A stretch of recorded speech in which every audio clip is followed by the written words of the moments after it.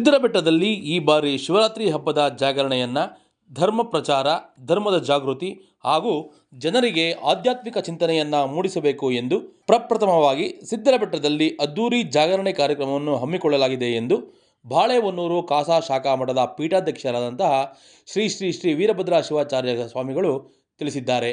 ಇನ್ನು ಯಲೆರಾಂಪುರ ಕುಂಚಿಟಿಗ ಮಹಾಸಂಸ್ಥಾನ ಮಠದ ಪೀಠಾಧ್ಯಕ್ಷರಾದಂತಹ ಡಾಕ್ಟರ್ ಹನುಮಂತನಾಥ ಸ್ವಾಮೀಜಿ ಮಾತನಾಡಿ, ಶಿವರಾತ್ರಿ ಜಾಗರಣೆ ಮಹೋತ್ಸವ ಜನರಲ್ಲಿ ಭಕ್ತಿ ಭಾವ ಹೆಚ್ಚು ಮೂಡಲಿ. ಈ ಜಾಗರಣೆಯಿಂದ ಜನರು ಜಾಗೃತರಾಗಬೇಕು. ಇದೇ ಪ್ರಪ್ರಥಮವಾಗಿ ಜಿಲ್ಲೆಯಲ್ಲಿ ಎಲ್ಲಿಯೂ ಮಾಡದಂತಹ ಜಾಗರಣಾ ಕಾರ್ಯಕ್ರಮಕ್ಕೆ ಸುಮಾರು 1 ಕೋಟಿ ರು ಖರ್ಚಿನಲ್ಲಿ ಉದ್ಯಮಿ ನೀಲೇಶ್ ಅವರು ಈ ಕಾರ್ಯಕ್ರಮದ ಜವಾಬ್ದಾರಿಯನ್ನು ವಹಿಸಿಕೊಂಡಿದ್ದಾರೆ ಎಂದು ತಿಳಿಸಿದರು. ಇನ್ನು ಉದ್ಯಮಿ ನೀಲೇಶ್ ಮಾತನಾಡಿ, ಇತ್ತೀಚಿನ ಪೀಳಿಗೆ ಧರ್ಮದ ಬಗ್ಗೆ ಧರ್ಮ ಜಾಗೃತಿಯ ಅರಿವು ಮೂಡಿಸಲು ಮಹಾಶಿವರಾತ್ರಿ ಹಬ್ಬದಿಂದ ಸಿದ್ದರಬೆಟ್ಟದ ಶ್ರೀ ಮಠದ ಆವರಣದಲ್ಲಿ ಜಾಗರಣೆ ಮಹೋತ್ಸವವನ್ನು ಏರ್ಪಡಿಸಲಾಗಿದ್ದು, ಅಂದು ಜಾಗರಣೆಯಲ್ಲಿ ಮನರಂಜನೆ, ಶಿವಭಜನೆ, ಹಾಡುಗಳು ಹಾಗೂ ಹಾಸ್ಯ, ಜಾನಪದ ನೃತ್ಯ ಎಲ್ಲ ತರಹದ ಕಾರ್ಯಕ್ರಮವೂ ಇರುವುದು. ಇನ್ನು ಉಳಿದಂತೆ ಹೆಸರಾಂತ ಸಿನಿಮಾ ನಟರು, ರಿಯಾಲಿಟಿ ಶೋ ಸ್ಪರ್ಧಿಗಳು ಹಾಗೂ ಭಕ್ತಿಗೀತೆ ಗಾಯಕರು ಇನ್ನೂ ಅನೇಕ ಗಣ್ಯರು ಕಾರ್ಯಕ್ರಮಕ್ಕೆ ಆಗಮಿಸಿದ್ದಾರೆ ಎಂದು ತಿಳಿಸಿದರು. ಬುದ್ಧಿಯವರ ಜೊತೆ ಸಂಪರ್ಕ ಮಾಡಿ ಅವ್ರ ಜೊತೆ ಚಿಂತನೆ ಮಾಡಿ ಬುದ್ಧಿ ಸಿದ್ದೇಶ್ವರ ಸ್ವಾಮಿ ಅಪ್ಪಣೆ ಕೊಟ್ಟರೆ ನಾನು ಈ ಕಾರ್ಯಕ್ರಮವನ್ನು ಆಯೋಜನೆ ಮಾಡ್ತೀನಿ ಅನ್ನುವಂಥದ್ದನ್ನು ಮೊದಲನೇ ದಿವಸ ಹೇಳಿದ ಮೇಲೆ ಭಾಳ ಅತ್ಯಂತ ಸಂತೋಷವಾಯಿತು ನನಗೆ.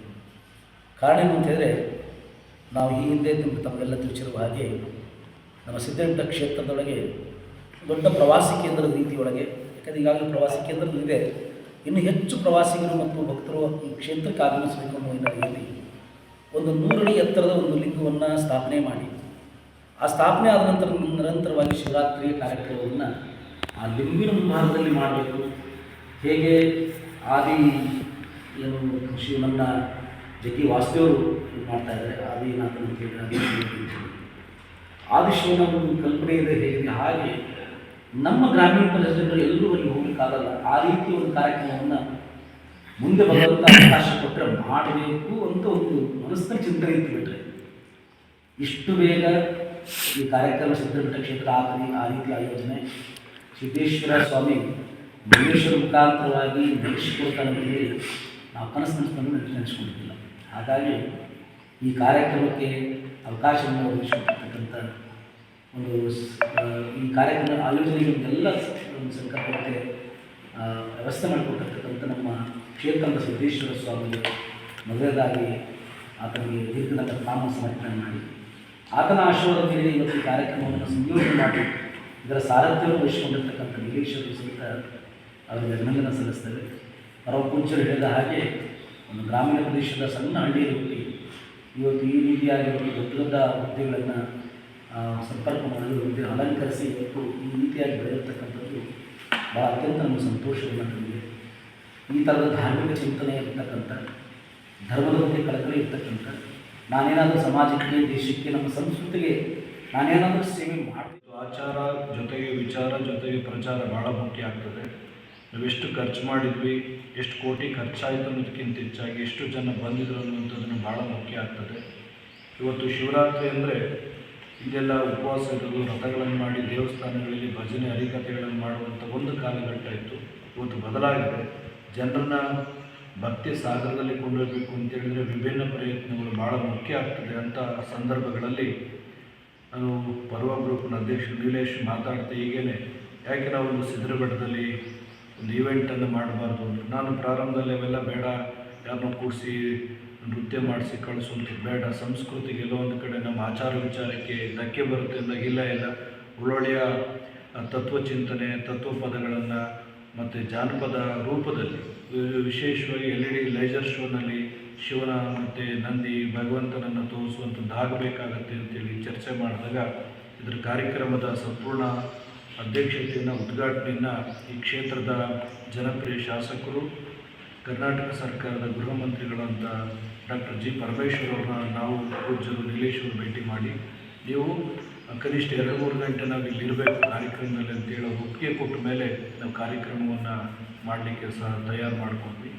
ಎಲ್ಲಿ ಏನು ಮಾಡಬೇಕು ಅಂದಾಗ ಇದು ಮೊದಲನೇ ವರ್ಷ ಮಠದ ಆವರಣದಲ್ಲಿ ಪ್ರಾರಂಭ ಆಗಲಿ ಅನ್ನುವಂಥ ಸದುದ್ದೇಶ ಇಟ್ಕೊಂಡು ಇವತ್ತು ಮಠದ ಆವರಣದಲ್ಲಿ ಕಾರ್ಯಕ್ರಮ ಪ್ರಾರಂಭ ಆಗುತ್ತೆ. ಕಾರ್ಯಕ್ರಮಕ್ಕೆ ರಾಜ್ಯ ರೈಲ್ವೆ ಖಾತೆ ಸಚಿವರು, ತುಮಕೂರು ಜಿಲ್ಲೆಯ ಸಂಸದಂತ ಸೋಮಣ್ಣ ಅವರು, ಮಧುಗಿರಿಯ ಶಾಸಕರು ಮತ್ತು ಈ ಭಾಗದ ಏನು ನಮ್ಮ ತುಮಕೂರು ಜಿಲ್ಲೆಯಲ್ಲಿರುವಂಥ ಎಲ್ಲ ಜನಪ್ರತಿನಿಧಿಗಳು, ವಿಶೇಷವಾಗಿ ಕನ್ನಡ ಮತ್ತು ಸಂಸ್ಕೃತಿಯ ಸಚಿವರಂಥ ಶಿವರಾಜ್ ತಂಗಡಿ ಮತ್ತು ಬೇರೆ ಬೇರೆಯ ಚಲನಚಿತ್ರ ಮತ್ತು ಧಾರ್ಮಿಕ ಮುಖಂಡರು, ಗುರುಗಳು, ಉಪನ್ಯಾಸಕರು ಕೂಡ ಕಾರ್ಯಕ್ರಮದಲ್ಲಿ ಭಾಗವಹಿಸ್ತಾರೆ.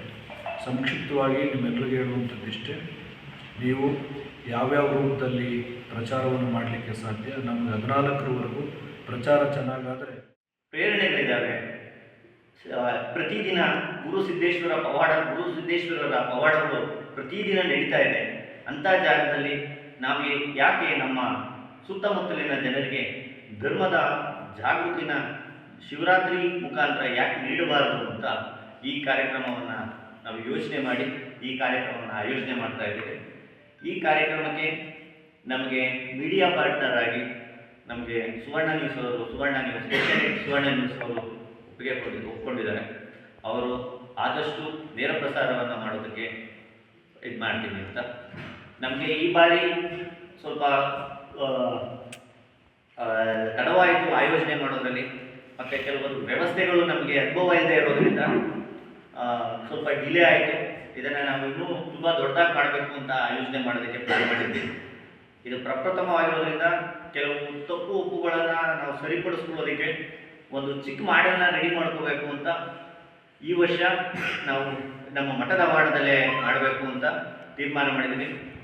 ಈ ಕಾರ್ಯಕ್ರಮಕ್ಕೆ ನಿಮ್ಮೆಲ್ಲರಿಗೂ ಯಾವ್ಯಾವ ಕಲಾತಂಡಗಳು, ಯಾವ ಸಿನಿಮಾ ನಟರು, ಯಾವ ರಿಯಾಲಿಟಿ ಶೋಗಳ ಪ್ರದರ್ಶಕರು, ಯಾವ ಯೋಗಪಟುಗಳು, ಯಾವ ಮಲ್ಲಕಂಬ ಪಟುಗಳು, ಯಾವ ಫೈರ್ ಶೋನವರು ಮತ್ತು ಲೇಸರ್ ಶೋನವರು ಭಾಗವಹಿಸ್ತಾರೆ ಅಂತ ನಿಮ್ಗೆಲ್ಲರೂ ಡೀಟೇಲ್ ಆಗಿ ತಮ್ಮೆಲ್ಲರಿಗೂ ನಾವು ಪತ್ರಿಕೆ ಮುಖಾಂತರ ಕಳಿಸ್ಕೊಡ್ತೇವೆ.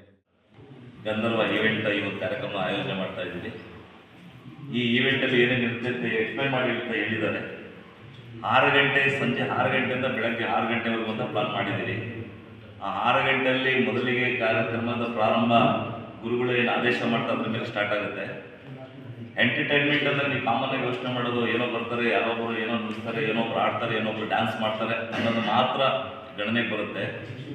ಆದರೆ ಇಲ್ಲಿ ಹೆಂಗಿರುತ್ತೆ ಅಂದರೆ ಭಕ್ತಿ ಭಾವ, ಜಾನಪದ, ವಚನ, ಚಲನಚಿತ್ರ, ನೃತ್ಯ ಎಲ್ಲದಕ್ಕೂ ಸಮಾನವಾದಂಥ ಅವಕಾಶಗಳನ್ನು ಕಲ್ಪಿಸಿಕೊಡಲಾಗಿದೆ. ಮಠದ ಪರಂಪರೆಗೆ ಕುತ್ತು ಬರಬಾರ್ದು. ಶಿವರಾತ್ರಿ ಹಬ್ಬಕ್ಕೆ ಆ ವಾತಾವರಣ ಅದು ಪೂರಕವಾಗಿರಬೇಕು. ಮಾರಕವಾದಂಥ ಕಾರ್ಯಕ್ರಮ ಅದಾಗಿರಲ್ಲ, ಪೂರಕವಾಗಿರುತ್ತೆ. ಯಾವುದೋ ಕಾರ್ಯಕ್ರಮ ನೋಡಿದ್ರೆ ಏನೋ ಒಂದು ಹಾಡ್ತಾರೆ, ಏನೋ ಒಂದು ಡ್ಯಾನ್ಸ್ ಮಾಡ್ತಾರೆ ಅನ್ನೋ ಥರದಲ್ಲಿ ಇರಲ್ಲ. ಶಿಸ್ತುಬದ್ಧತೆಯಿಂದ ಹಾಡೋರು ಇರ್ತಾರೆ, ಭಾವಗೀತೆನೂ ಆಡ್ತಾರೆ, ಜಾನಪದ ಗೀತೆ ಆಡ್ತಾರೆ, ಭಕ್ತಿಗೀತೆ ಆಡ್ತಾರೆ, ವಚನ ಗೀತೆ ಹಾಡ್ತಾರೆ, ಡ್ಯಾನ್ಸ್ ಮಾಡ್ತಾರೆ, ಶಿವತಾಂಡವ ನೃತ್ಯ ಇರುತ್ತೆ, ಜಾನಪದ ನೃತ್ಯಗಳಿರುತ್ತೆ. ಜಾನಪದದಲ್ಲಿ ವಿಭಿನ್ನ ಶೈಲಿಯ ಜಾನಪದ ನೃತ್ಯಗಳು ತಾವೆಲ್ಲ ನೋಡ್ಬೋದು. ಫೈರ್ ಡ್ಯಾನ್ಸ್ ಇರುತ್ತೆ. ಬೆಂಕಿ ಡ್ಯಾನ್ಸ್ ಅಂದ್ರೆ ಸುಮ್ಮನೆ ಏನೋ ಬೆಂಕಿ ಅಲ್ಲ, ಬೆಂಕಿ ಜೊತೆ ಸರಸ ಅಂತಾರೆ.